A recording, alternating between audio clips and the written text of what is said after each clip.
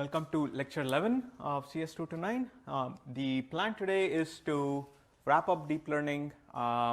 We left off at the end of backpropagation last lecture, and the last part was probably a little bit hurried, so we're going to cover it again just to make sure you've all understood it properly. And then once we wrap up deep learning, we're going to, the goal is to cover regularization today. And before we start regularization, we will give a fairly informal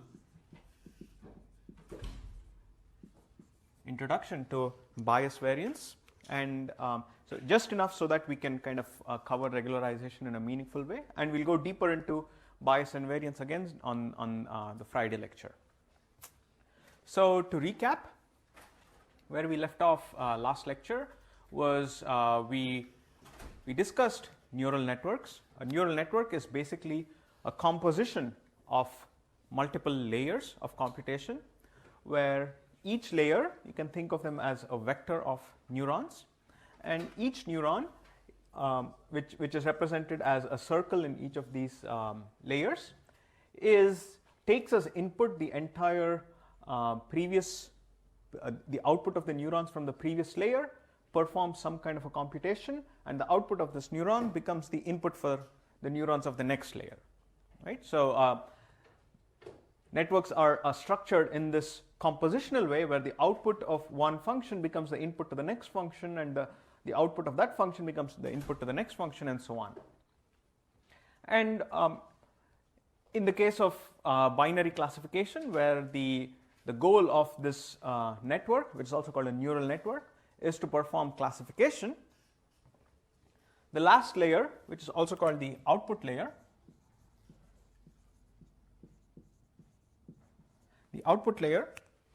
will have just one neuron, and the output of this neuron is considered the output of the network, right? And we take the output of this network, and the value of the output of the network depends on the parameter value within the network, and also what input we fed into the network, right? So the input of the network gets translated to the output of the network, and corresponding to the input, there is a correct answer, yi. Right? We take yi and the prediction y hat I and construct the loss. Right? And the goal is to minimize the loss for every xi yi pair. And the way we go about doing that is through gradient descent, right? And gradient descent, we have seen gradient descent for linear models before, where the idea is to take the gradient or the derivative of the loss with respect to parameters, not with respect to the input. We take the gradient of the loss with respect to the parameters, and update the parameters to take a small step in the direction of the negative of the gradient, right? And we're going to do the same thing with the neural network. And the big challenge with the neural network, or rather the only challenge, it's not really a big challenge, is how are we going to compute the gradients of all the parameters at the same time, simultaneously, the gradient of the loss with respect to all the parameters simultaneously, right? So and that's where the backpropagation algorithm comes into picture. And backpropagation is essentially just the chain rule. So if you're familiar with chain rule, then backpropagation will seem very natural. There's no magic in backpropagation. It's just the chain rule. So the same network, so this is the network view, and this is the computation graph view of the same network. And before we go into the computation graph view, let's remind ourselves, if we have a function f that takes an input in Rn and outputs a vector in Rm, so vector input, vector output kind of a function. Now the derivative of the output of that function with respect to its input will be a matrix which has as many number of rows as the number of outputs, and as many number of columns as the number of inputs, and this is called the Jacobian of the function. Yes, question? Yeah, so this might be a very basic question, but I've had this since a long time. Every time we learned a new algorithm, we did like gradient descent or maximum likelihood, and we computed the gradient because we wanted to gradient ascent or descent. So why did we never, except for the normal equations in the linear regression case, why did we never set the gradient itself to 0? Yeah, so the question is, when we covered all the gradient ascent and descent techniques, maximum likelihood techniques, we are seeing methods where we take the gradient of the loss with respect to parameters and take a small step and perform gradient ascent or descent. Why not take the gradient and set it equal to 0 and solve for the parameters directly, like how we did with the maximum with respect to linear regression, right? And the answer for that is you can do that whenever it's possible. Right? So whenever possible, whenever you can take a gradient, set it equal to 0 and solve for the right parameter values, absolutely do that. However, for a lot of models, such as even including logistic regression, there is no analytical solution. You can take the gradient, set it equal to 0 and try to solve for the parameter values. You just won't get a closed form solution, and that's the only reason. And if it is possible, you can absolutely do it. And the other reason is that in cases when your loss function is not convex, there may be lots of local minimas, and when you set a gradient equal to 0, in theory you could land in any of the local minimas, or you could even land at a local maxima if your loss function has local maximas. So just setting the gradient equal to 0 just takes you to a stationary point, whereas with gradient descent we can end up in local minimas, but it's at least you stay away from local maximas. But instead of doing gradient ascent or descent, how often is it that instead we try to numerically solve for the gradient equal 0 instead of doing gradient ascent or descent? So the question is how frequently do we why not numerically calculate what value of the gradient or what value of the parameters will set the gradient equal to 0, and gradient descent is the algorithm you would use to perform that numerically. All right, so this is the Jacobian, where if you have a vector valued output and a vector valued input, the derivative of the output with respect to input is going to be a matrix whose number of rows equals the number of elements in the output vector, and the number of columns equals the number of elements in the input vector, right? And now we're going to see how the Jacobian can be used here, because we are now going to start thinking of this network as these blobs of computation, right? Every blob over here, which is not a rectangle, you can think of it as some function that takes some inputs. So incoming arrows into this blob are the inputs to the function, and outgoing arrows are the outputs of the function. So for example, consider this function f, which has output which we call as a1 and input as z1. So the derivative of this function, whose output is some vector, input is some vector, is going to be a matrix. The derivative of this function is going to be a matrix, right? And the derivative of a with respect to the vector a with respect to z is therefore the Jacobian of this function, right? And with this computation view, basically we have represented the same network, what happens in this network as a computation graph.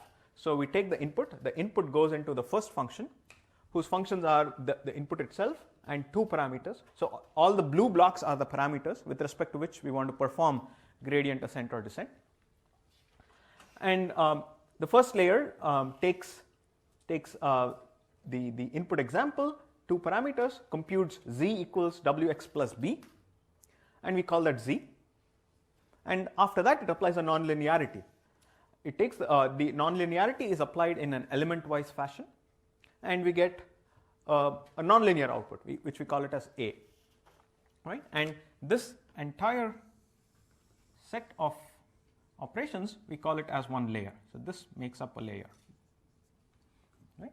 And then we take the output of this layer and run it through this this function, which is again w2 a plus b, and we get a vector z, and from z we apply another function which gives us a vector a. So we are kind of hopping from vector to vector to vector to vector, right? And there is some function that transforms one vector to another, and another function that transforms this vector to another, and so on. And this can go on for many number of layers, any number of layers.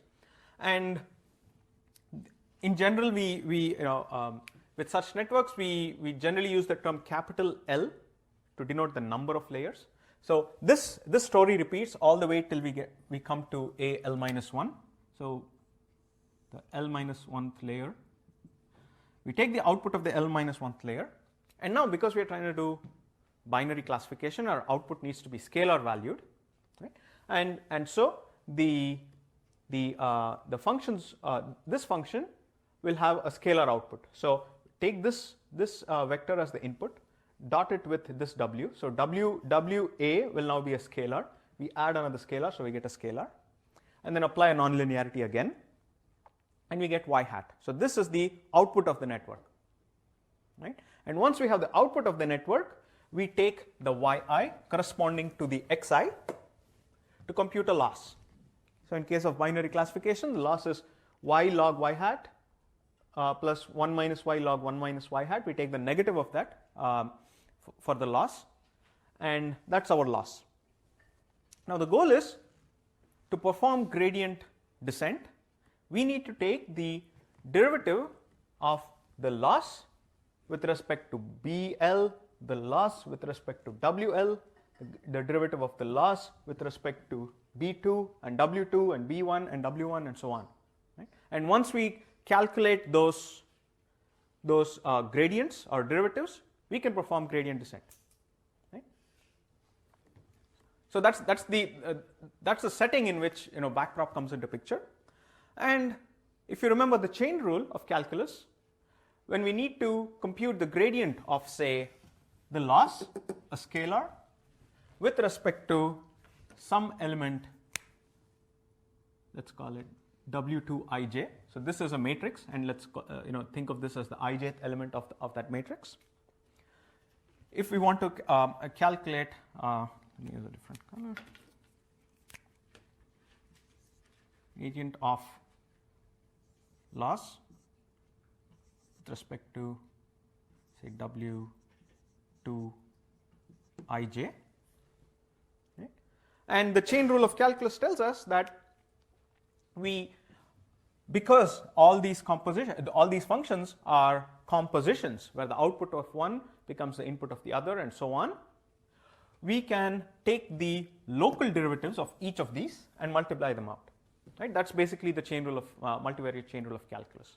And the reason why the multivariate chain rule of calculus is different from the regular chain rule of calculus is because the intermediate values can be vectors. Right?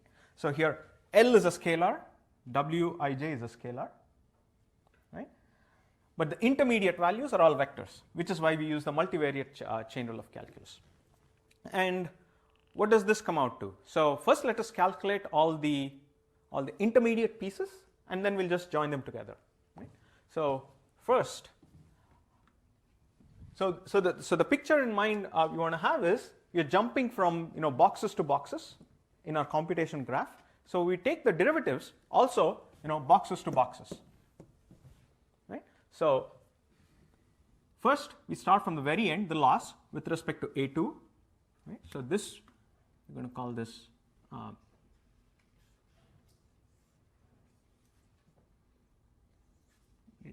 loss with respect to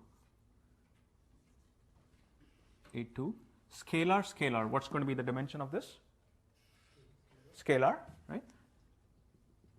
So this is going to give us the gradient of the loss with respect to A2, and then A2 with respect to Z.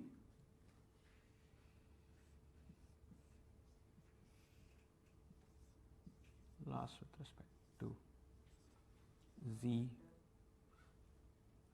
So this was a scalar, this is a scalar. What's the derivative going to be? Scalar again. Very good. Should that first derivative be with respect to AL? Yeah, this is, you're right. That's not A2. You're right. Thank you. Thank you. AL, right? And now from Z, we need to take what's the derivative of ZL with respect to BL? What dimension is going to be? This is scalar, and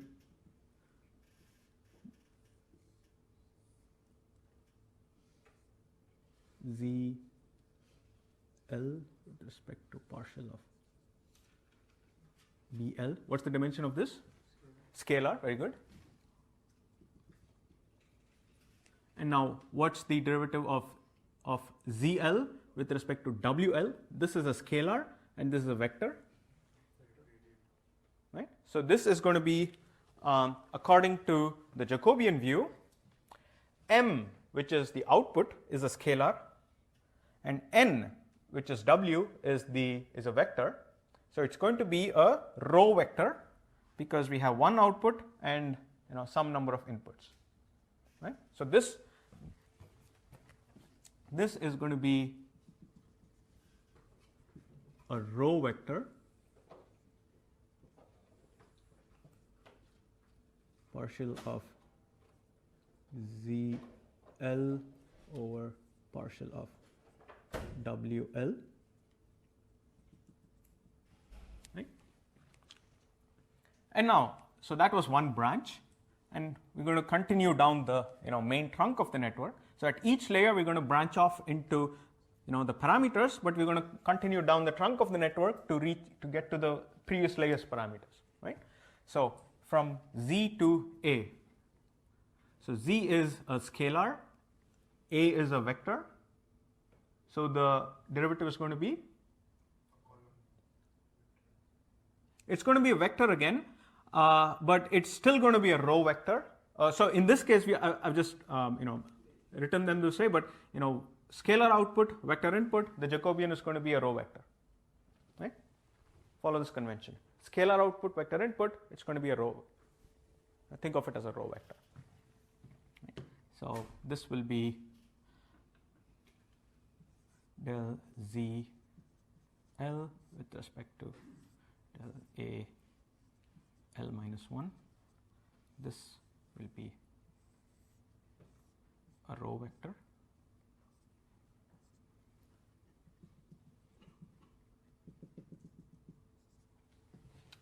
All right, and now, and so on. We go from layer to layer, and let's say we reach here from whatever the next layer was, and from here to here, vector valued output, vector valued input. So the Jacobian is going to be a matrix, exactly. So here this will be a matrix. A2, this is 2 over del Z2.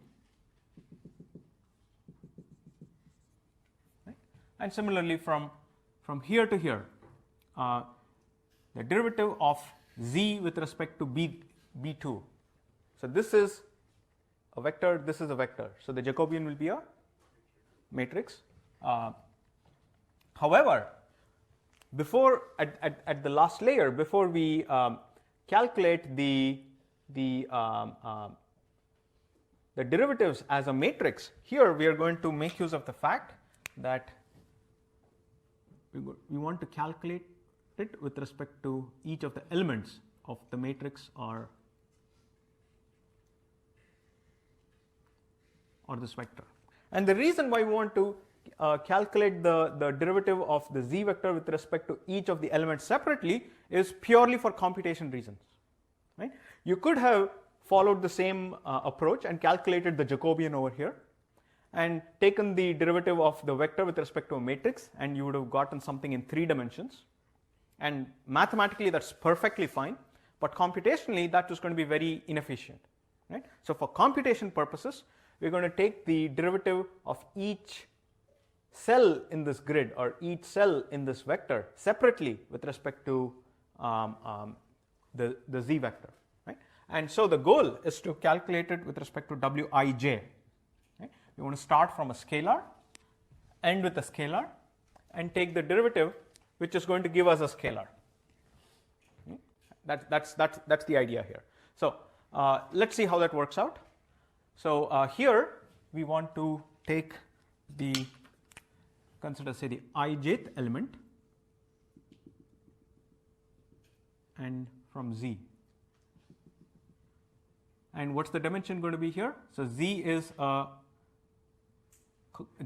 vector, and this is a scalar. So the derivative will be a row vector or column vector. So the number of outputs is the number of rows. So here the number of outputs is multiple. So the number of rows in that matrix is going to be multiple. But the number of columns in the matrix is the number of inputs we have, which is just a scalar. So this will be a column vector, right?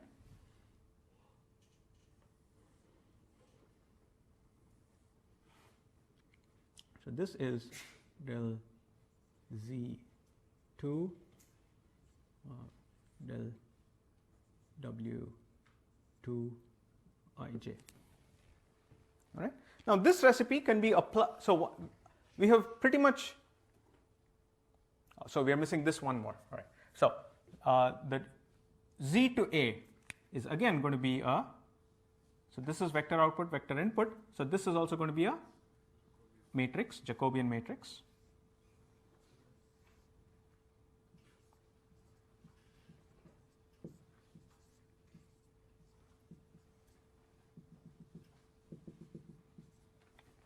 Right. Now, a few observations that we want to make.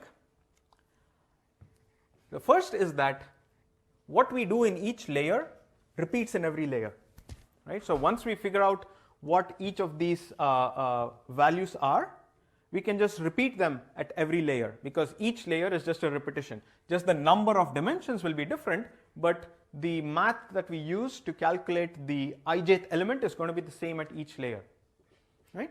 And we are essentially kind of toggling between z to a to z, z to a to z, z to a to z, and so on, until we come to the L-1th layers a, and then we have something different, right? So we have something that's non-repetitive at the last layer, followed by something that repeats alternatively L number of times or L-1 number of times, all the way until we reach the input, right? So it's sufficient to see how this pattern works for one example, and once we do that, it is very easy to just repeat the same recipe to any given parameter in the network. Yes, question? So for every w within the intermediate legs, we would take the derivative with respect to each element? With respect to each element, yes, that's right. So yeah, so the question is, are we going to take the derivative with respect to each element in W? Yes, that is what we will do. The reason is because it's computationally efficient. You can take the derivative of with respect to the entire matrix directly, and that will the intermediate step to go from a matrix to a vector will give you something in 3 dimensions. And it turns out that in that entire 3-dimension volume, most of it, pretty much everything will be just zeros, except a small fraction of them will be non-zeros, which is the same value we will get if we start from take the cell point of view. So think of it as one parameter, scalar parameter to scalar loss with a whole bunch of Jacobians in the middle. But what we do for layer k, like the derivative of the loss would until the kth layer, the wk, bk, I'm guessing we will plan to use that for the k-1 layer. Is that correct? How if we do that, how can we reuse that computation? Like if we have the derivative with respect to each thing in. So let's work out one example, and maybe that will answer your question. So what we are going to do now is try to calculate the gradient of the loss L scalar with respect to Wij, and we'll see what happens for all the with the layers in between. So this we're going to compose it as loss with respect to AL times loss with respect to ZL times loss with respect to AL minus 1 times, right, so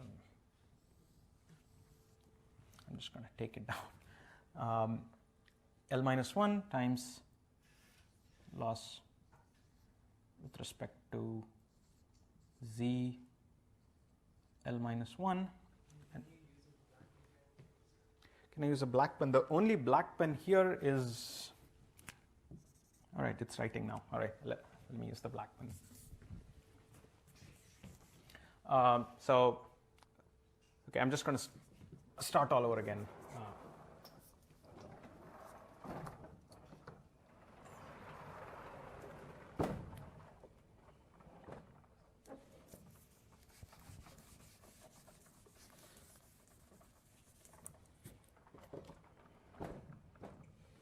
So just to keep this in view, I'm not going to push it all the way up.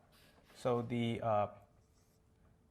derivative of the loss with respect to W2ij is equal to, using the chain rule, we break it up into components. Loss with respect to AL times derivative of the loss with respect to ZL times derivative of the loss with respect to AL minus 1 times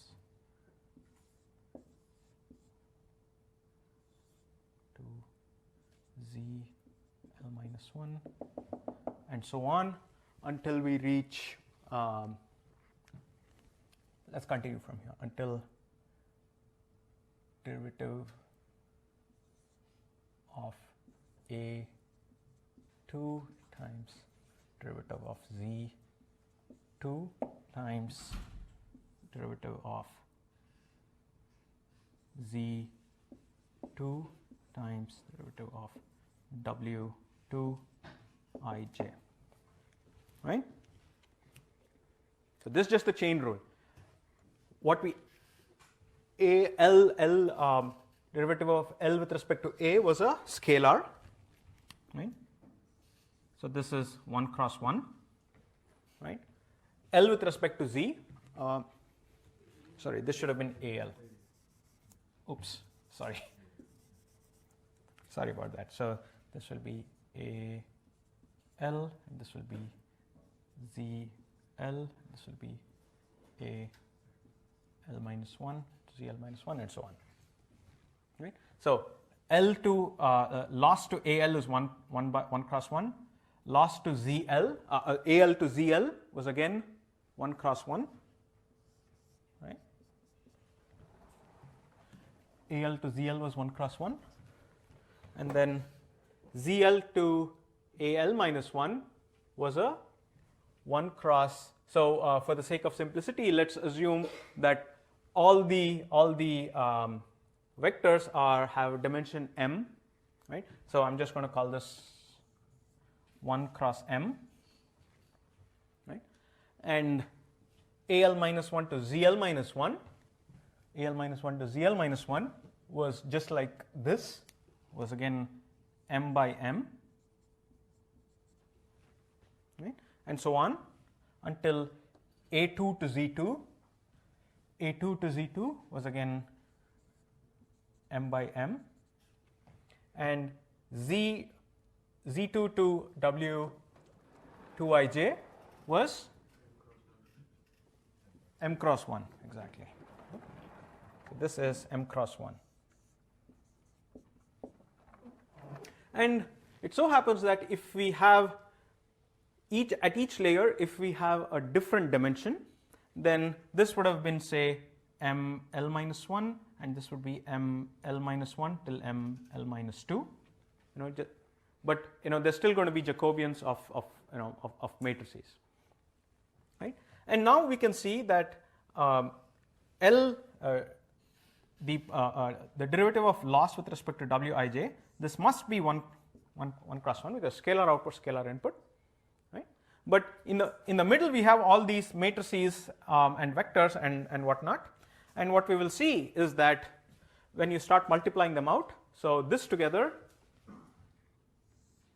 is 1 cross 1, and this together is 1 cross ml minus 1, and this together is 1 cross L minus 1 and L minus 1, they go out. So this will be 1 cross M L minus 2, and so on until you reach here, right? And this will be 1 cross M, and this is times M cross 1 will give us 1 cross 1, right? So this long daisy chain of Jacobians will always, when you multiply them out, condense into a scalar. Right? And if it doesn't, there's a bug in your math somewhere, because it always will condense to a scalar, because it's the scalar loss with respect to scalar parameter, and all of these need to just collapse into a scalar. Right? And what we see here now is we did this experiment for in terms of writing them out as just these partials. We can simplify this a little further. So we can make two observations here. Now, in place of W2, what if we wanted to calculate loss with respect to Wij from 1? Right? We did it for layer up to layer 2 until W2. What if we wanted to do it till layer 1? Right?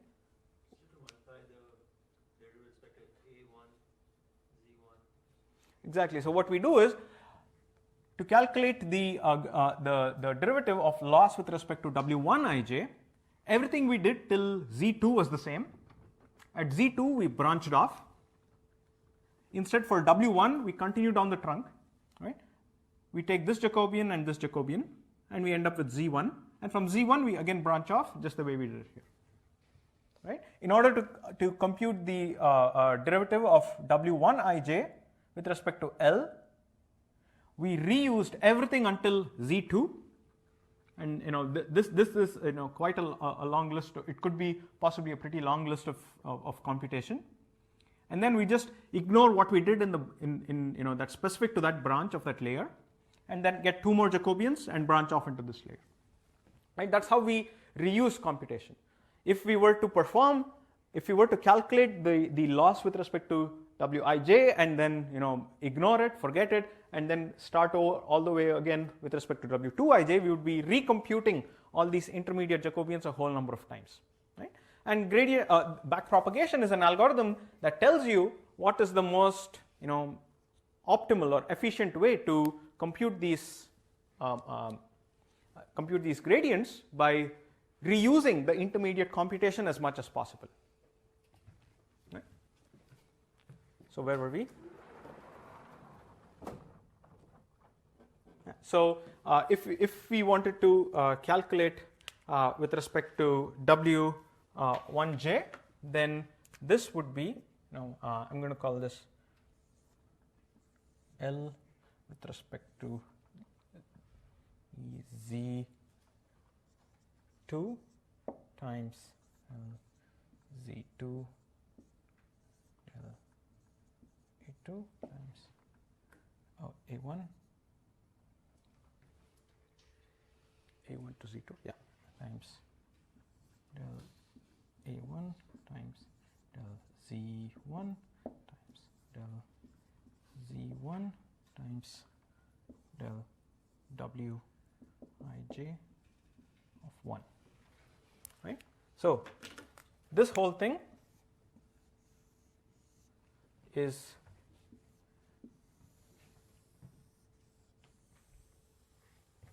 right. All these got reused over here. We would have computed this. Just save that value and plug it in here, and just compute these extra Jacobians and derivatives. Right? So this will still be 1 cross m. This would be m cross m, m cross m, m cross 1. Right? And you combine these, you get 1 cross 1, and this is also 1 cross 1. This question? Sorry, it's a bit hard to see. Can you explain that again? Yeah, so the derivative of the final loss with respect to W1ij will be the same until, we're going to reuse everything we used for W2ij until Z2 layer, right? And then we branched off for W2ij. Instead, we will continue by calculating 2 more Jacobians and branch off towards W1ij, right? So everything until Z2 is written here, and the thing highlighted in the blue square is this blue square. They are the same. So we're going to just reuse everything we did until here. Just discard the last component, which was in the branch, right? And now this part, the reused part, and these 2 extra Jacobians is now the new trunk. The new we extend down the trunk, and the last part is the branch that's specific to the layer 1. Okay? Question. Yes, question. You said that you use dl over dc, so you have dl over dw, right? What's dl over? So dl over dw is what we calculated for the second layer, and in order to calculate it, this was an intermediate result in the computation, right? And we are going to reuse this intermediate computation for performing for calculating loss of L with respect to W1. Right? So yeah, that's important. We are not using the gradient of loss with respect to W2 to calculate the gradient of loss with respect to W1, right? Because this branch, what happens here, has no bearing on the loss with respect to W1, right? We're only going to use, we're only going to use the parts until Z2, and then calculate the rest. And we're going to just discard everything in this branch that's specific to W2. We're going to discard it for calculating the derivative with respect to W1.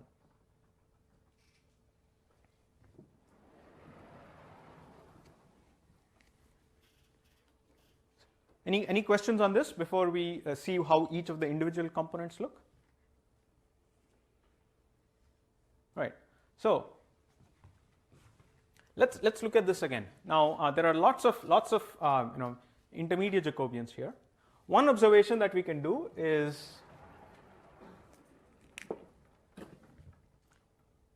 right until here, everything to the right of the last L-1th output, this should be familiar to you. It may not look familiar, but you have seen this before. This is just logistic regression, right? If this was your x, assume you're just feeding your x's, the inputs at this layer. What you have here is logistic regression. So the way to think of this as a logistic regression is, combine these into a theta vector, right? And extend this by adding a 1 as the intercept term. When you do theta transpose x, you get a scalar. Take it through the sigmoid function, you get your y hat, and you take your y and y hat and compute the log likelihood, right? So everything to the right of this blue line over here is logistic regression. There's no difference whatsoever. The difference is only notational. Computationally, this is just logistic regression. After the last layer, right? So this is you think of this as your theta vector, like this is like theta naught and theta 1 till theta d, and this is like your xi, and assume there is an extra intercept term. Take the dot product between theta and x, you get theta transpose x. Take it through sigmoid, you get your y hat. Yes, question? So can you please explain why your weight vectors are row vector in your last layer and your matrix in your previous? So I've just drawn this as a row vector here. But think of this as just some vector. Don't worry too much of whether it's a row vector or column vector. It's just some vector. You did that conveniently to make sure that the output is a matrix, right? I mean, it is a scalar, right? So we take the inner product between, or the dot product between this vector and this vector. Yeah. So the output is a scalar. Yeah. But otherwise, it would be a non-singular dimensional matrix, right? So you would have a vector output. So if this was a vector, No, that was a matrix. If this was a matrix, yeah, okay, so if this was a matrix and this was a vector, then the output would also be a vector. And why is it a row vector here? Is it because you want a scalar? And if so, how do you choose that? Yeah, because we want a scalar here, exactly. Because we are doing binary classification, we want y hat. In fact, if you want to do multi-class classification with a neural network, then this would be a matrix, and you would have one element per class, and you would have a softmax instead of the sigmoid, right? So think of everything to the right of this line to be a GLM. If you're doing classification, it is logistic regression. If you're doing regression, then this is linear regression. If you're doing counts, then this is Poisson regression. So a GLM, you can attach a GLM at AL minus 1, right? So now, in order to compute these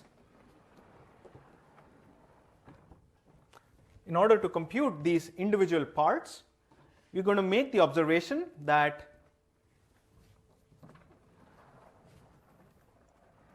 dl to dal minus 1, so all the way till here, this whole thing is basically what we saw in case of logistic regression. So this is going to be y minus, so in case of logistic regression, it was y minus h theta of x times xi. So the equivalent thing that we're going to have here will be y I minus a l times minus al times al minus 1.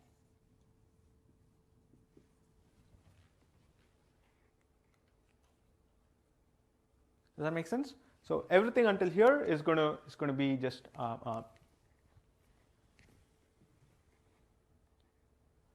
and now so if you think of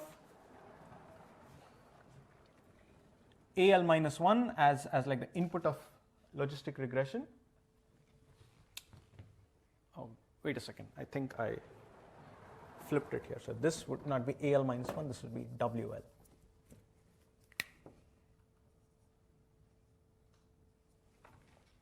So in logistic regression, you had a theta vector and an x vector, right? And the derivative of the loss with respect to theta had x in it, but x and theta are symmetric.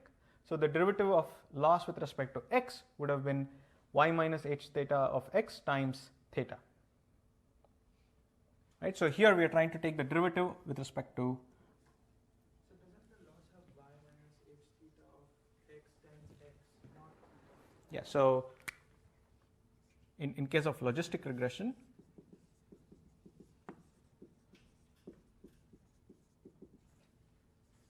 del of L with respect to del of the theta was y minus h theta of x times x. L with respect to x will be y minus h theta of x times theta, because x and theta are symmetric here, right? So this whole thing over here evaluates to just, right? So you see the parts that are getting used here, right? So pretend this was x, pretend this was theta of logistic regression, and calculate the loss with respect to this theta, and you get this. So get this, right? And in the notes we have worked out the details of this. You can see the step by step of how you get this for the initial part, right? And then we so once we compute this, the rest over here are the repeating patterns in our chain of Jacobians, right? So this was the part that's specific to the end of the network, which is like a logistic regression or any other GLM. What happens further are basically A to Z, Z to A to Z, Z to A, the repeating pattern per layer. Yes, question? So why the weight is instead of A minus 1. Over here. Yeah. So in case of logistic regression, see the kind of similarity with logistic regression. If you're taking the derivative of the loss with respect to theta, you get an x. If you're taking of the loss with respect to x, you get a theta.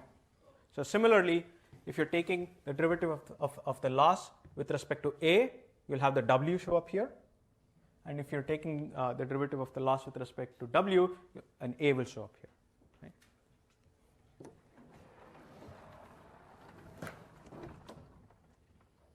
Right? So in this long chain, we have condensed the first three, and by observing that this is essentially just logistic regression, and we know the gradient for logistic regression, and this is the 1 cross m l minus 1. So this is our row vector.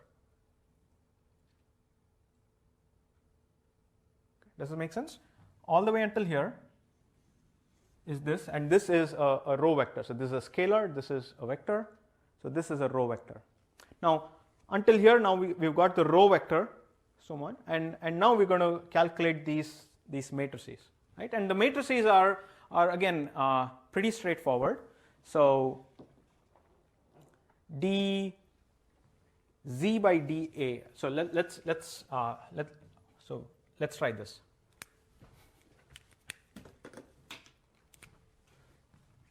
Del A of L minus 1 del Z of L minus 1. So how do we go from Z to A? We perform an element-wise nonlinearity, right? So in this matrix, where the output corresponds to the A's and the input corresponds to the Z's, this will be a square matrix because we're just performing an element-wise multiplication, and because we are doing an element-wise multiplication, the effect of the ith element of Z has no effect on the jth element of A if I and J are different, right? Because this is the element-wise. So this will be a diagonal matrix. The Jacobian is going to be a diagonal matrix because it's an element-wise operation. There is no interaction between AI and Zj if I and J are not the same. And so here this will just end up being G prime. Here A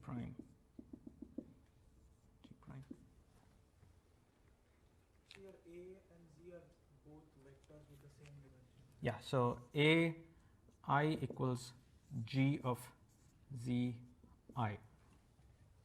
It's an element-wise operation. So the Jacobian of the A vector with respect to the Z vector will be diagonal, because A j with respect to del Zi is equal to 0 if I is not equal to j. And ordinarily, if it was not an element-wise, then the first column of that matrix would just be dA11 with respect to dZ11.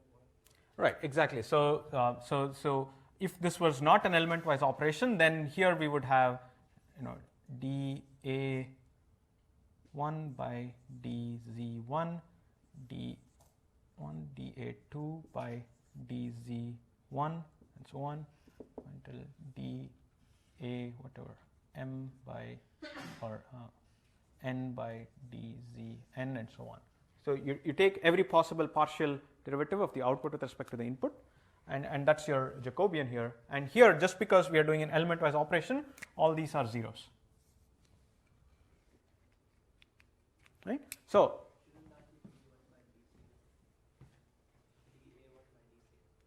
yeah, so this would be, if it's m by n, then this would be dA1 by dzn. Yeah, you're right. So yeah, basically the m cross n of all the partials. Right? So what we observe is that in this chain of Jacobians, every other Jacobian is going to be a diagonal matrix, right? Because it's an element-wise operation happening every other step. And so this is a diagonal matrix of G prime. Okay. And now what about del z, say L over del A L minus 1. So by ZL to AL minus 1, we are asking, ZL to A minus 1. How do we get ZL from AL minus 1? We do WA plus B. So here, so ZL was WL times A L minus 1 plus BL. So ZL by AL minus 1, if you do it element wise, you will see that this turns out to be exactly just WL. Why is that? Take the ith element of Z, and the ith element of Z, so Zi equals sum over J Wij Aj. So the partial element, so the partial derivative of Zi with respect to Aj is Wij, which means the partial of this entire Jacobian is just the W matrix. And that is just the definition of the dot product. Yeah, so this is a matrix multiplication. So here I'm seeing this matrix multiplication for just one element. And what about the plus B? So the plus B is going to cancel because we're taking with respect to A. Right. So yeah, there is a plus B, and when you're taking the derivative of this with respect to A, B is just. But in the lower one, there would be a plus B. Yeah. Sure. Yeah. All right. Thanks. Yeah.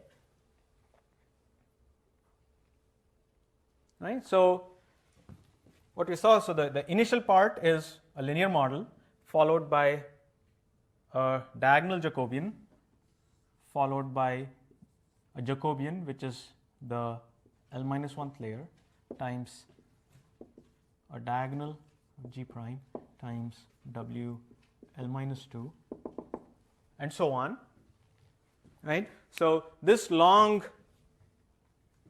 multivariate chain rule chain has this pattern of starting off with a linear model followed by alternating between a diagonal matrix and the W matrix, diagonal matrix and the W matrix, until we reach the Z layer until the Z vector of the corresponding layer, right? And what happens here?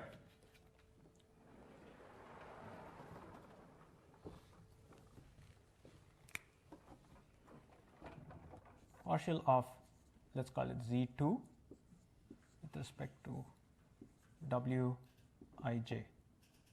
of 2. So this is the last part. So here we make the observation, right? We start from here again.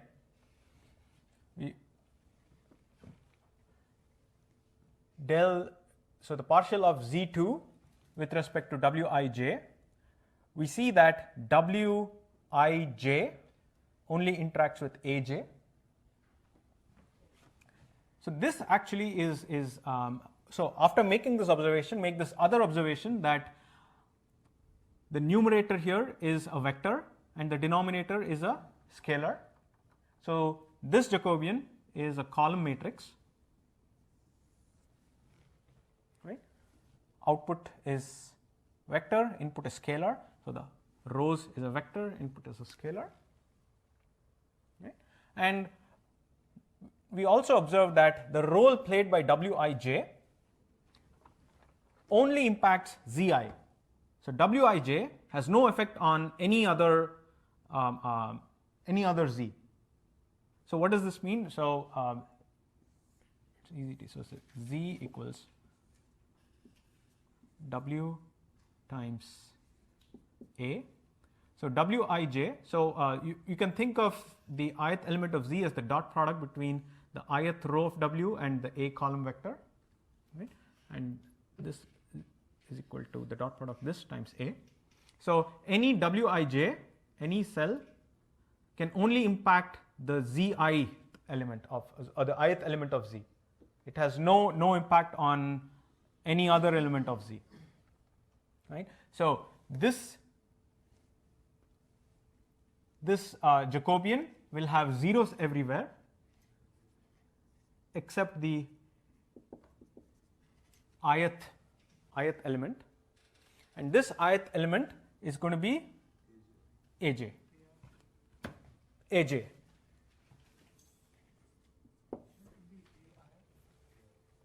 So Wij is the parameter with respect to which we are taking the derivative. So Zi is Wij times Aj. So Aj comes here, and for every other Zk, Wij has no role in it.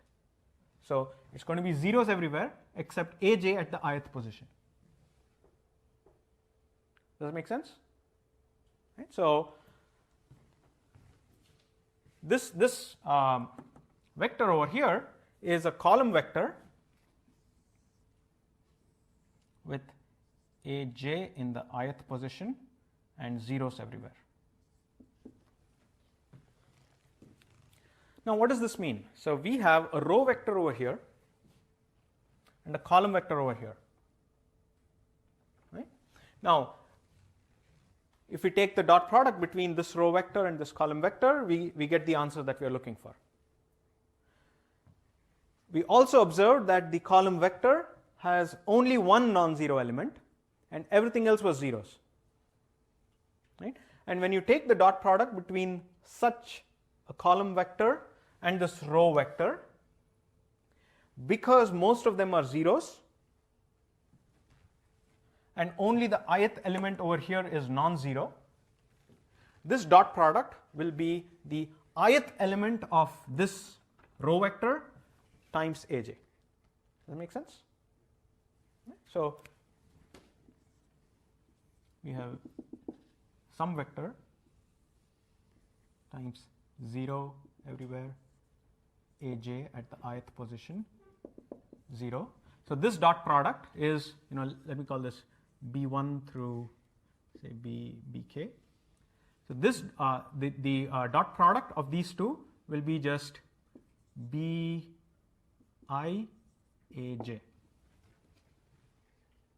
Is this clear?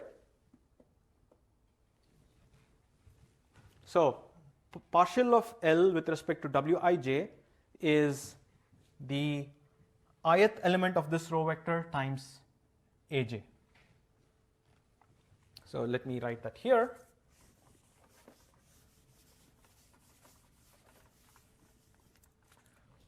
So this whole thing, let me call it say del of 2.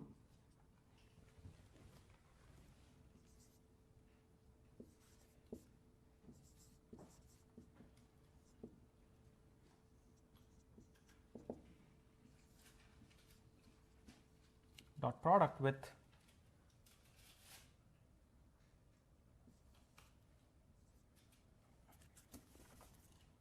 product with 0 A J 0. Okay. And del 2 was basically partial of loss with respect to Z2 times 0 Aj, and this is partial of L with respect to Z2. So this was a row vector, this is a column vector. This row vector's ith element times Aj. Can you please explain the derivative of Zi with respect to Wij? So this is the derivative that we are interested in calculating, right? What we saw was, because of the chain rule, it was this row vector times this column vector, where this column vector was mostly zeros except the ith term. Can you explain that calculation? The calculation of going from here to here, or this entire thing? Just that Oh, just this one. Okay, so the derivative of z with respect to wij, right? So z, what we saw, the z vector is w matrix times a column, right? So the derivative of z with respect to wij, some ith row and jth element of w, will be, because it's just a matrix multiplication, wij can only impact the ith row of z. Yeah, so only the ith element of this gradient vector will be non-zero. Everything else is zero. How do you use the ith row? Is it because it's wi? Yeah, exactly. But just following the formula you wrote there, Mhm. I equals that thing. Mm-hmm. So if you expand that out, it's going to be like w1, wi1, wi1. I don't know how you write it out, but basically then if you take the derivatives, you still have only I terms. Is that what you're saying? Yeah, so wi, so if you take the derivative of this with respect to wij, right, so only aj will remain. Oh, okay. Yeah, so that's aj, that's why aj comes here and everything else is zeros. So so the partial of L with respect to wij is this long row vector times this special column vector that has only aj in the ith element. And this is, when you take the dot product, because this is the ith element, we get the ith element of this row vector times aj. Right? So aj was a scalar in this vector, now it's just a scalar. Now what does this pattern tell us? If del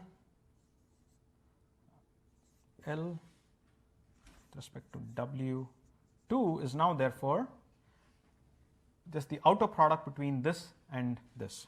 Right? So this is going to be del Z2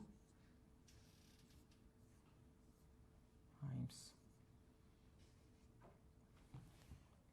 I guess I should have been putting a superscript of 2 everywhere.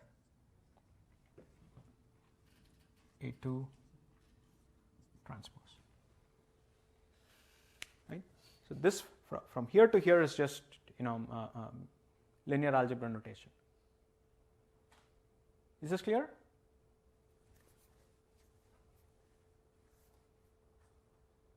Let me explain this part again. The partial of L with respect to wij was this row vector times this column vector that we got from here. This row vector times this column vector, but this column vector happens to be a special column vector that has only the ith element to be non-zero, which is why we can write this dot product as the ith element of this vector times aj. And because now this ijth element of this matrix is the ith element of this vector times the jth element of this vector, then the full matrix is basically the outer product. Yes, question? Should it be aj of the first layer, like aj superscript 1? Yeah, so this is with respect to W2. Yeah, so this is probably, yeah, this is with respect to 1. Thanks you. Yeah, so.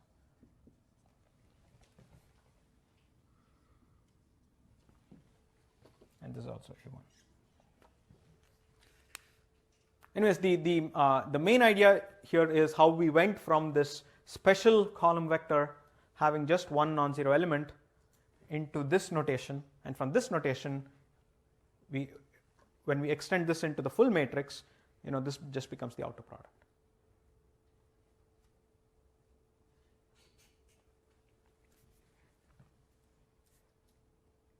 All right, so once we are able to calculate the derivatives of the loss with respect to all the weight matrices, we can do something exactly similar to the bias terms, to the B vectors. We repeat this for every layer. We get the collection of all the derivatives of the loss with respect to the corresponding matrices, and we take a gradient descent step in the direction of negative of these. So what we get is WL equals WL minus alpha times partial of L over partial of WL, where the partial of L with respect to partial WL was calculated as this outer product at the end. Okay. There are a lot of moving parts, but it's basically just multivariate calculus, a chain rule applied in a mechanical fashion. There are a lot of moving parts, but it's just chain rule and calculus. There's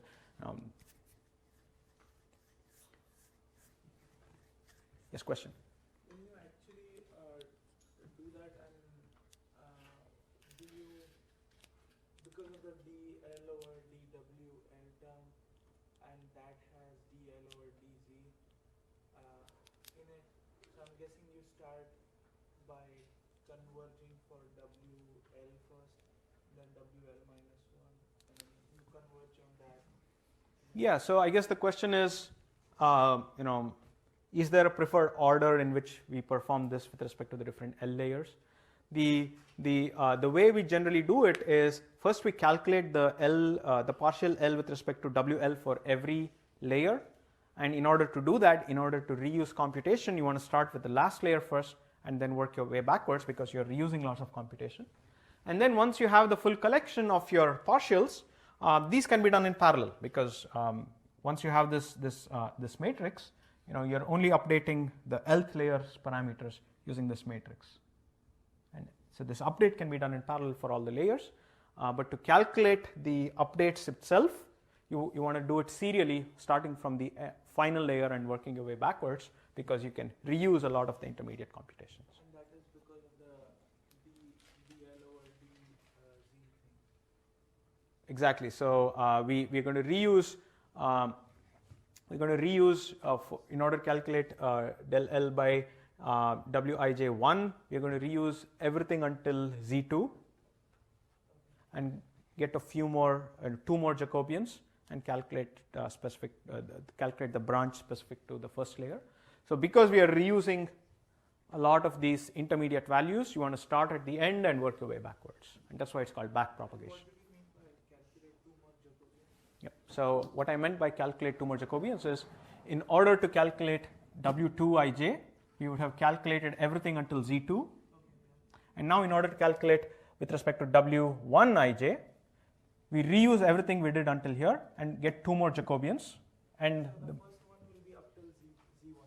And the first one will be up. What do you mean by first one is up till Z1? of the 2 Jacobians. After the 2 Jacobians are A1 to Z1. The 2 Jacobians are Z2 to A1 and A1 to Z1. Okay. And then the branch will be z1 to the wij. Exactly. And the branch will be Z1 to Wij. Exactly. And same thing with B also. You go up till the previous layer and then. Yeah, the same with respect to B. In fact, B is a little simpler than what we did for W. W is the harder case, which is why we worked through it. B is going to be very simple. What is the partial of Z with respect to B1, partial of Z with respect to B2, and work it out. In fact, it's going to be much simpler than W. Right. So again, for B, in order to calculate for B2I, everything until Z2 from the last is the same, and you just have a different branch.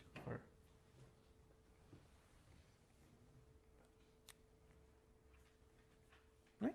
So any immediate questions with respect to backpropagation? Yes, question. Not with respect to backpropagation, but like the neural network itself. Yeah. Start with an input layer which has dimension d. So is it like d observations of one parameter, like d parameter of one observation? So the question is, we start with the input layer which is of dimension d, and this is like your d-dimensional input. If it's like prices, if you're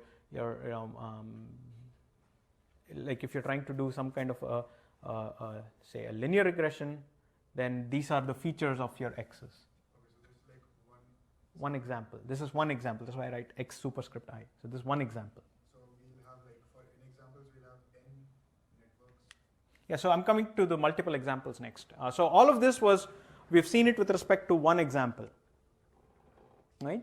Now, what do we do when there are multiple examples?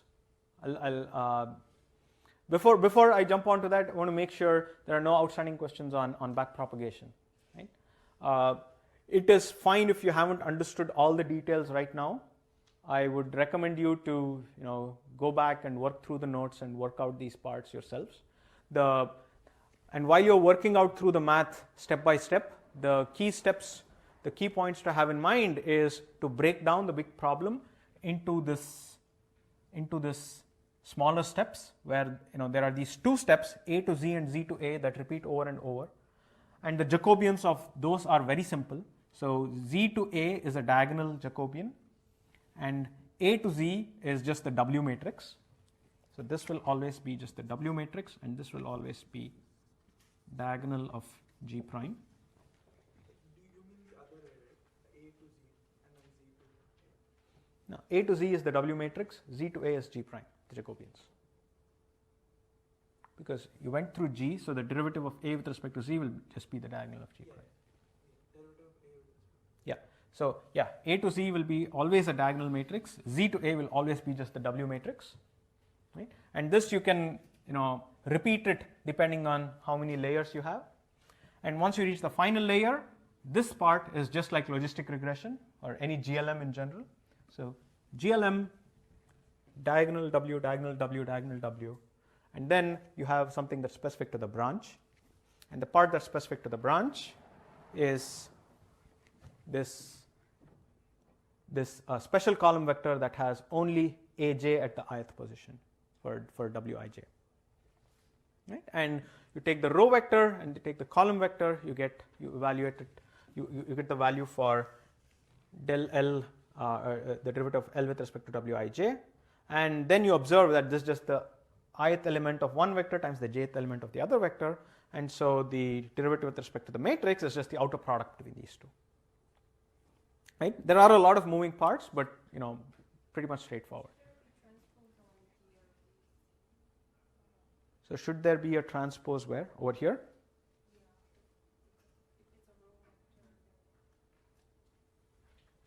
So this is, the I'm not sure I understood. Isn't it a matrix, Yeah, this is a matrix, yes. Oh, so this should be, yeah, so think of, so dl by z2 in our case was row vector, so yes, so you can have, but the idea here is the outer product between two vectors. Think of it as the outer product between these two vectors, whether they're row or column, calculate the outer product. Ith element of here, jth element of they, that becomes the ijth element of the matrix. Right? Okay, so this was with respect to one example. When we have, the way we generally train these neural networks in practice is with gradient descent, but we don't always do stochastic gradient descent. Okay? What we do is something that's called as mini batch gradient descent. And in mini batch gradient descent, it is similar to stochastic gradient descent, where except instead of sampling one example at random, we sample a batch of examples at random. Right? So in practice, to train, we define J of W's and B's, where this is the set of all W's across all layers and set of all B's across all layers. Right? And we define this as the sum from I equals 1 to capital B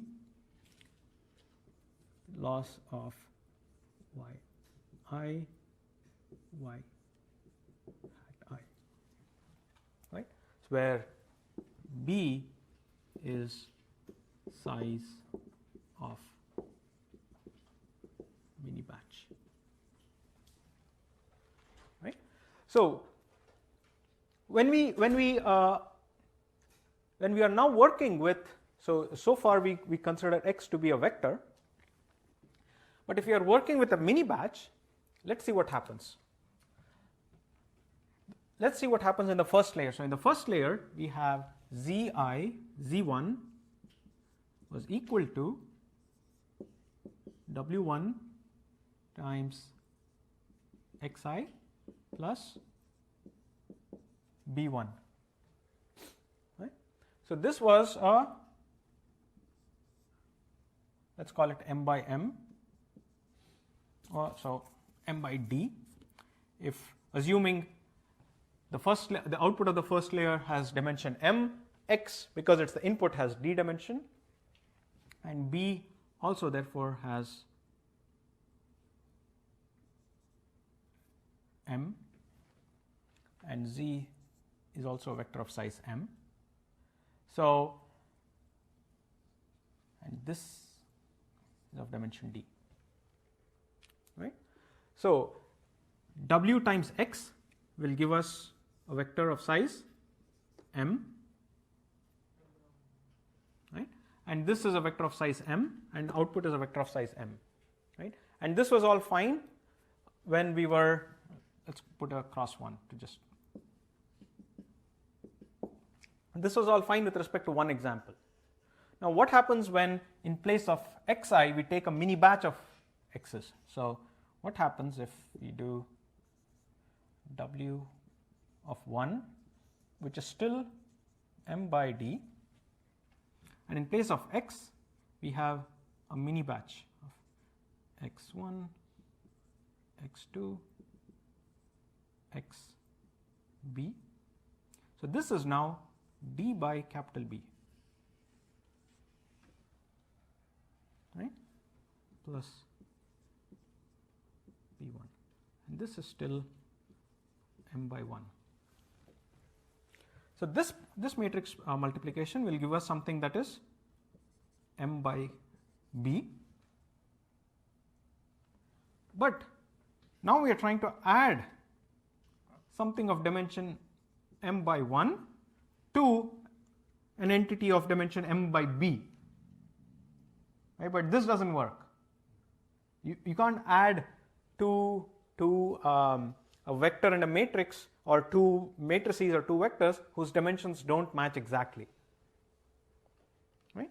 And over here, what is most of the softwares that you use for training machine learning, especially neural networks, like TensorFlow, PyTorch, NumPy, all these software applications deal with such a scenario of adding an m by 1 to m by b by something called broadcasting.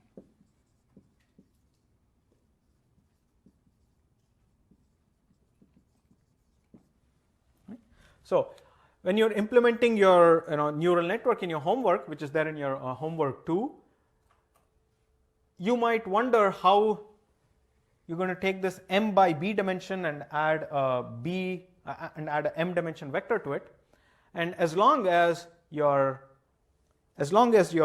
dimensions match up in this way, where you have m on the left and b and 1 on the right, most of the computer software, including NumPy, will perform something called broadcasting, which means it's going to make, it is going to broadcast this m by 1 vector into an m by b vector by making multiple virtual copies of itself as multiple columns. This question? I was going to say, is it equivalent to just multiplying bi by a row vector of 1?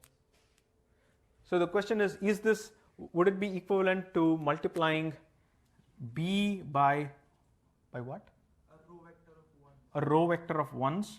So b by 1 times 1 by b. Filled with ones. Yes, exactly. So you can do it explicitly and make multiple copies of your b, and that will consume more memory in your computer.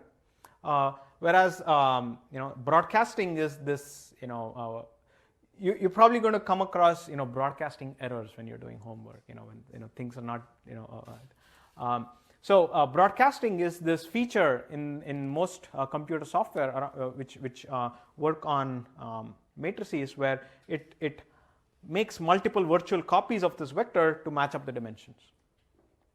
And that's something you just need to be aware of. It is mathematically, it is equivalent to multiplying a row vector of ones and making multiple copies, yes. Mathematically it's equivalent, but actually performing this is very algorithmically expensive. You're going to use a lot of memory, use a lot of computation. Broadcasting is a feature that the softwares implement to do it virtually for you. This question. In the other methods we used stochastic gradient descent, and we said that we could do that because those were convex problems. Yeah. And they were converged to the same point. How can we justify mini-batch if we have a hiding power? Yeah, so good question. So in the other algorithms, we use stochastic gradient descent, and because the problems were convex, we kind of knew that it would go to the global minimum or nearby the global minimum. But neural networks are not convex, and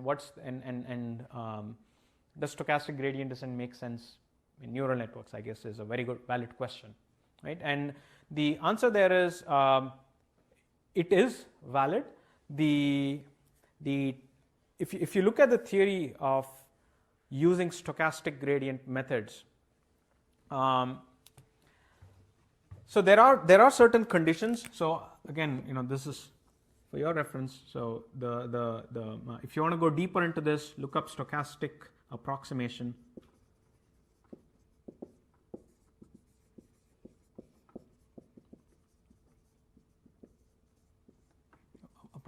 And one of the very first papers that introduced this idea was from a pair of authors. I think it was called Robbins and Monroe.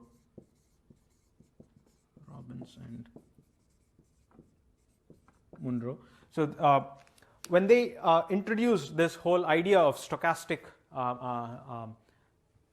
optimization or stochastic gradient descent, it was introduced in the context of stochastic approximations. And what the theory says is, if you perform this gradient descent with your learning rate, we used in all our methods, we use a constant learning rate alpha. But if in this paper they give a proof that as long as your learning rate is also decreasing over time, and if it is decreasing at a rate such that, so supposing if alpha 1 is the learning rate used at time step 1 or the step size 1, as long as you decay your learning rate over time such that sum over time alpha t is infinity, but sum over t alpha t square is less than infinity, which means the sum of the learning rate values explodes to infinity, but the sum of the squares of the learning rates converges. As long as your learning rate follows this condition, then stochastic gradient descent will converge to some local optima, right? And that local optima, in case of neural networks, could be any local optima, right? Gradient descent will also take you to some local optima in a neural network, but we don't know what it is anyways. And then why the extra concern when you start using stochastic gradient descent is is a response. And in terms of when exactly stochastic gradient descent will converge to a local minima, as long as your learning rate follows these set of conditions, stochastic gradient descent will converge to a local minima even if the problem is non-convex. It will take you to a local minima, right? In practice, we don't follow learning rates in this that meet this condition, but it is actually common to anneal your learning rate in some way. May not be in this way, but it's common to decrease your learning rate in neural networks. It's a commonly done practice, though not in that fashion. So SGD will take you to a local optima, but you have no guarantees, just the way you have no guarantees with gradient descent itself. Also, like in those methods, the earlier models were very non-expensive, and we went for stochastic, and now we are at a very expensive model and we are going for mini-batch. Why don't we do stochastic instead of mini-batch? So the question is, these models are very expensive to compute, calculating all this back propagation. So why do we do mini-batch instead of just stochastic? The reason why you want to do mini-batch is because most of these softwares are implemented on GPUs, where you get parallelism for free, kind of. So if you're not doing, at least some amount of parallelism, you're kind of leaving money on the table. So you want to use, make use of the parallelism somehow. And also when you move from stochastic gradient descent to mini-batch gradient descent, the noise in your gradient direction comes down significantly. So if you're averaging across multiple examples, the noisiness in each step that you take reduces significantly. This question. So that's alpha t. That's saying you change your learning rate through time. Yeah. So why should restriction values of our learning rate alpha? Why should that have anything to do with whether or not we convert? Because shouldn't that depend on the nature of our loss function, like the shape? So I'm not going to go into the details of this. I'm happy to go into more details of this after the lecture. If you're interested in, I would highly recommend reading up this paper. It gives you all the details of what are the necessary conditions. Probably there's also a sufficient condition for your training process to converge. So you're saying that those alphas, doesn't matter what your loss function Yeah. looks like, just those alphas will make sure you find. Exactly. Yes. So the paper says the idea here is any set of learning rates you take, no matter what your loss function is, if they follow these conditions, then you will converge to a local optima. Exactly. That will happen when all the alphas are less than 1 and this. Well, not all the alphas. Some of the initial alphas could be very big, but but the sum of the squares of the alpha should converge to some finite value. All right. A few more comments about neural networks before we move on. So one view of neural network is to start with this picture, and remember we first consider the last layer as a linear model and everything else as something else. This view basically tells you that what a neural network is doing is transforming your x's into some phi of x. Right? So you can think of this whole network, this whole thing, to be some phi of x, where the phi's are parameterized by w and b. Right? Think of it as a feature map. Right? We came up with some hard-coded features in problem set 1 in the last question, like polynomials and sinusoidal features, etc. But essentially what this neural network is doing is taking your input and transforming it to some other space, and then you apply your GLM or any linear model that we've seen before. So neural networks, in a way, are a way to learn representations. So everything that happened from x until a of L minus 1 was learning a way to represent x so that the GLM could consume that representation. Right? So that is one view of neural networks, where your neural network is some learnable feature map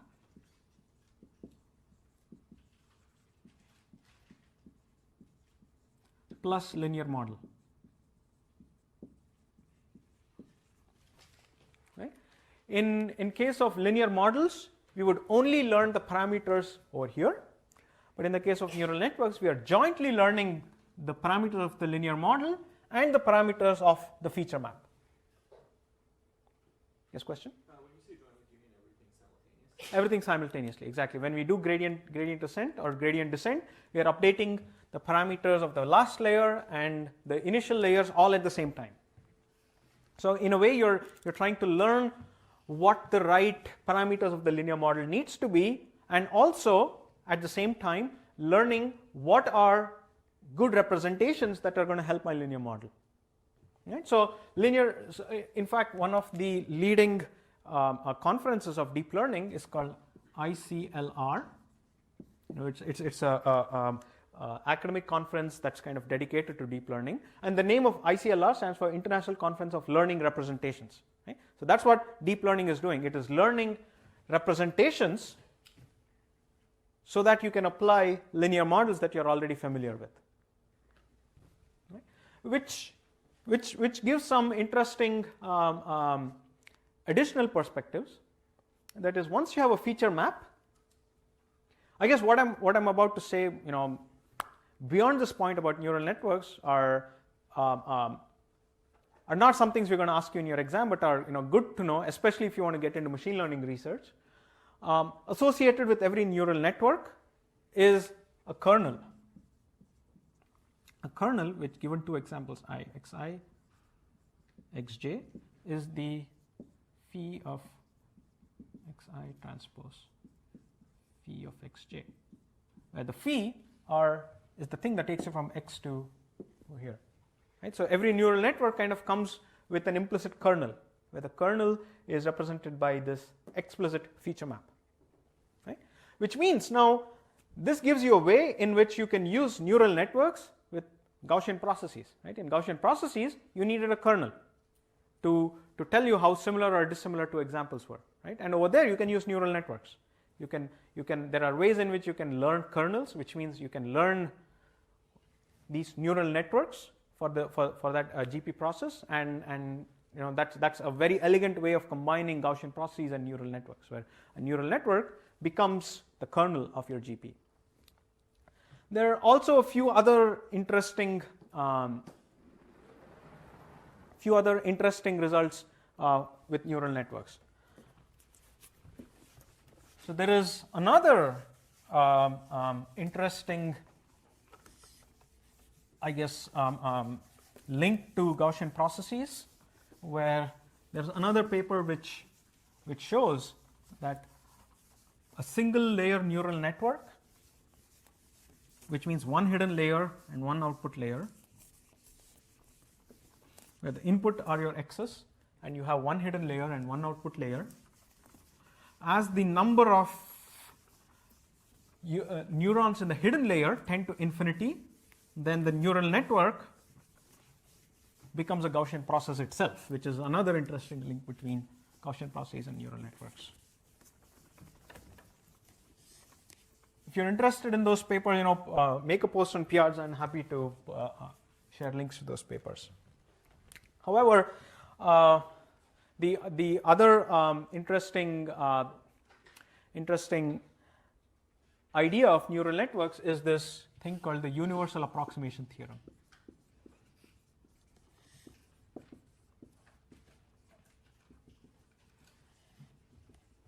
Again, we're not going to ask you about these in your exams or homework or anything, but these are good to know, especially if you want to get into machine learning research. So the universal approximation theorem says,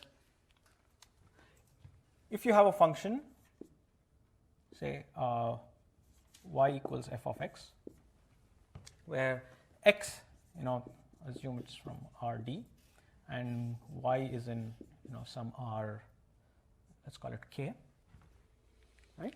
And you're interested in some bounded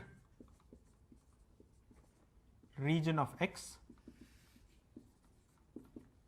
which means, say, if your x's are, for example, some image, right? Then you're only interested in the region of x where the pixel value is between some range, right? That kind of limits our region of interest of the inputs. So given a bounded region of interest, then there exists a neural network of one hidden layer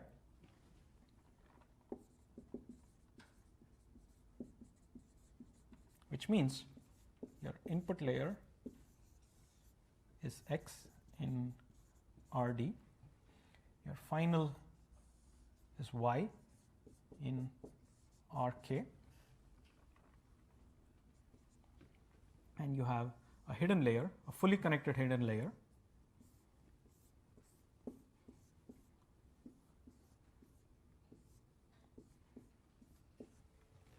right? And the universal approximation theorem says, if you have a function with a given region of interest of your inputs, then for any smooth, any continuous f, any a function f that is continuous, there exists a neural network with a finite number of hidden layers that can approximate f to an arbitrary degree of precision, right? And that could be surprising initially. So any f that is continuous, if you define a region of interest in the input space of x, no matter what no matter what f you have, there exists a neural network with a single hidden layer with a finite number of hidden dimensions, but that number of dimensions can be exponentially large, but it's still finite, and that neural network can approximate y to an arbitrary degree of precision. So if you come up with a degree of tolerance epsilon, say call it 10 to the minus 6, then you can construct a neural network f hat of x such that f hat of x minus f of x is less than epsilon for all values of x in the bounded region. This question? How will this not violate the free lunch theorem, no free lunch? Because we said that one model is doing best for everything, so this is exactly in violation of no free lunch. So I guess I wouldn't call it a violation of no free lunch, because Gaussian processes could also do this. It can approximate anything if you have a non-parametric thing. But here, the result says in a parametric setting, this can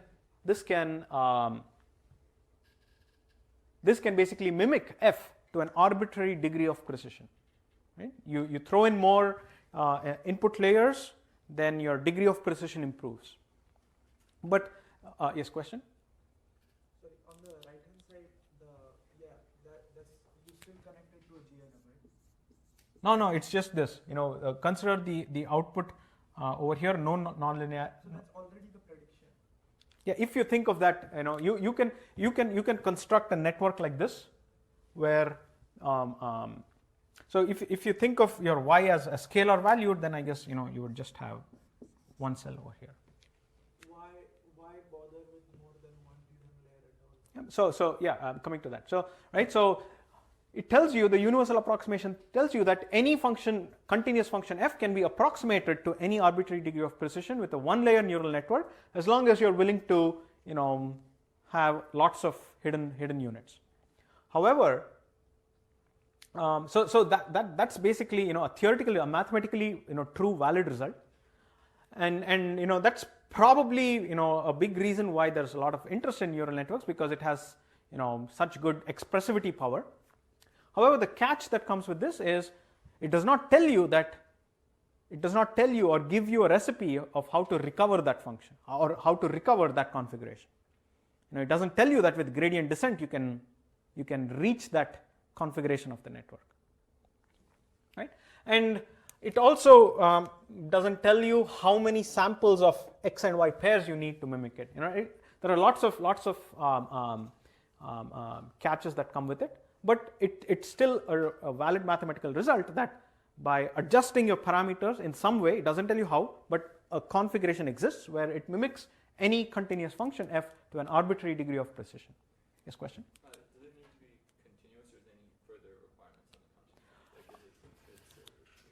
Like, I don't remember the details, but it's not a very. I don't think it needs to be. Lipschitz. It probably needs to be. I don't remember, but it's for most practical purposes, all the kind of functions that you may want to learn are covered under that. Next question. Okay, so the question is like, for prediction, this theorem works for prediction, but for inference it fails because we are not able to recover f at. Is that like what we are trying to say here? Yeah, I guess this is just a mathematical result, which tells you that there's a way in which you can adjust the weights and biases of your network to mimic f of x to an arbitrary degree of precision.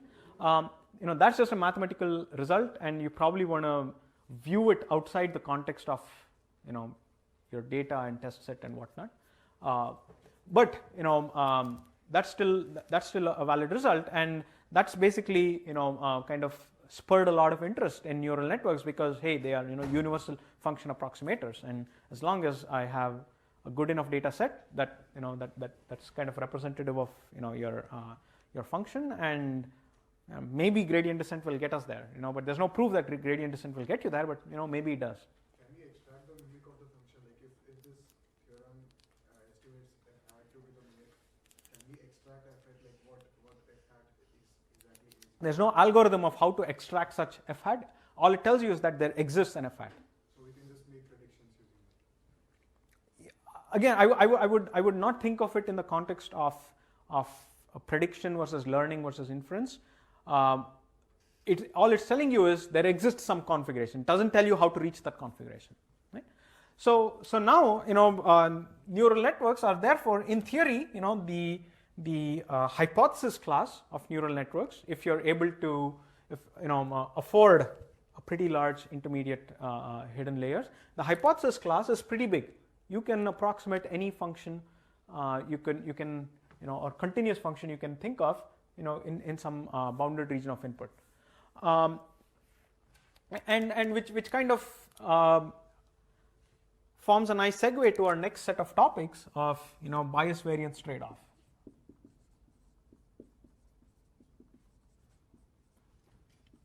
I don't think we have time to finish it today. We're going to pick it up again on Friday, but maybe just lay out the setting so that we can pick it up from Friday. Yes, question? So before we move on, we introduced neural networks to introduce non-linearity in the decision boundary, and we have SVMs for that.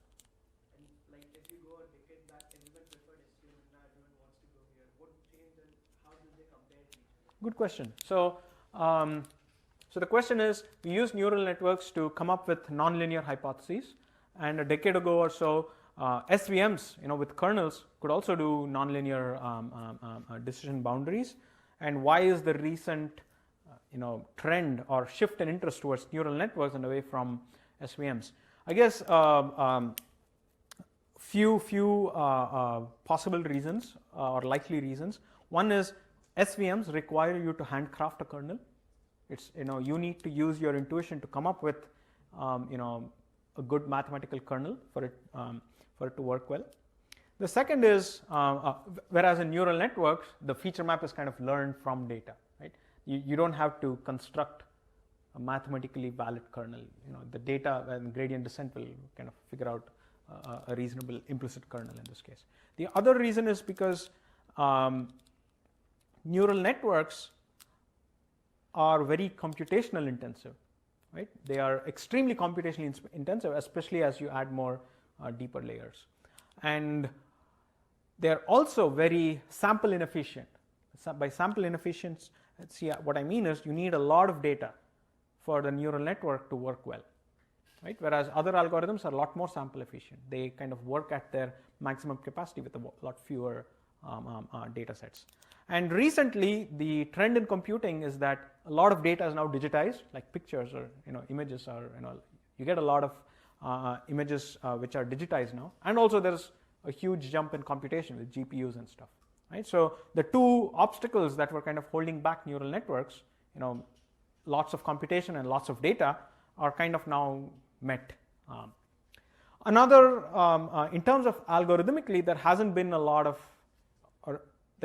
whole lot of fundamental changes to neural network algorithmically, except probably the introduction of the activation function called the ReLU,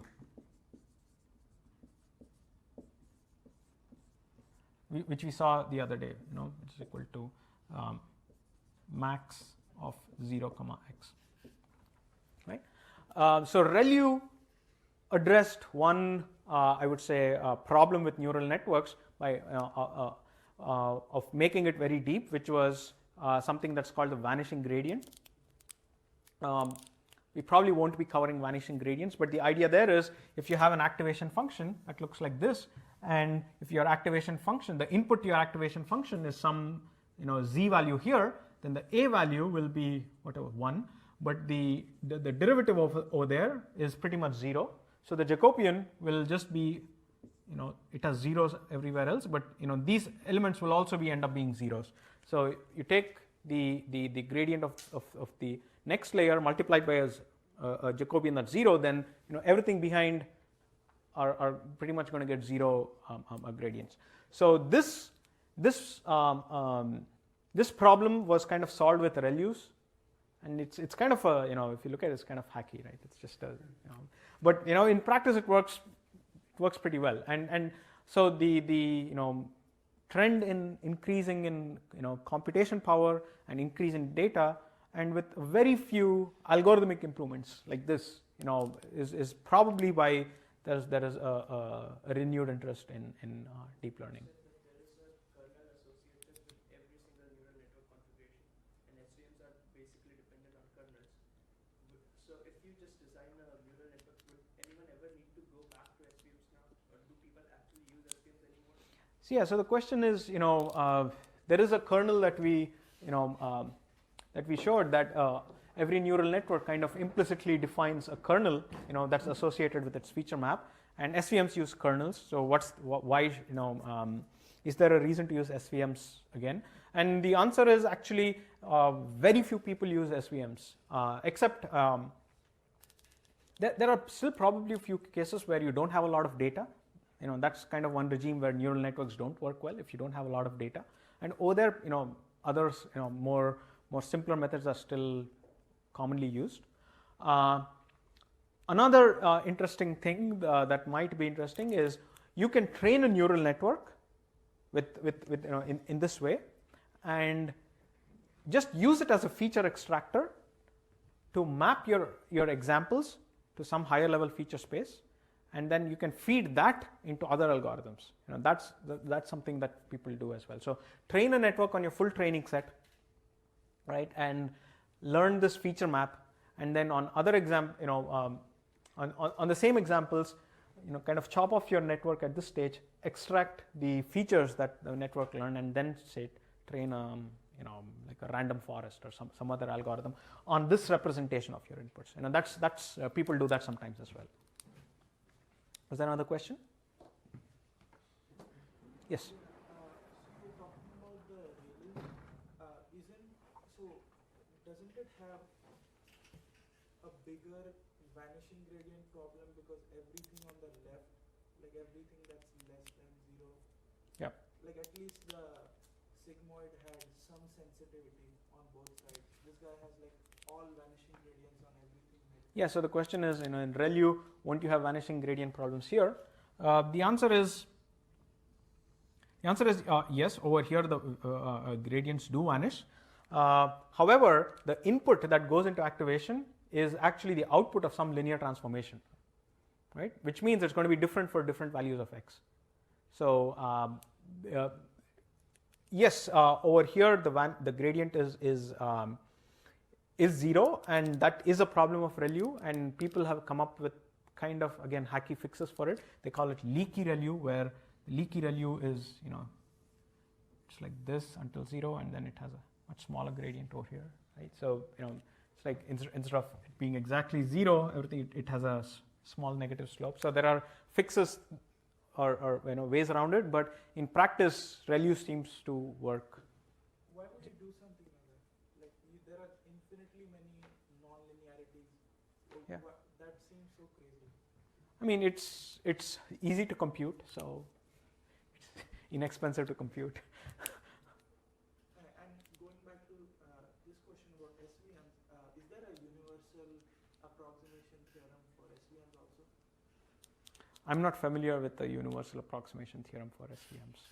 So technically that's saying literally theoretically any possible mapping you can have from X to Y, a neural network can learn.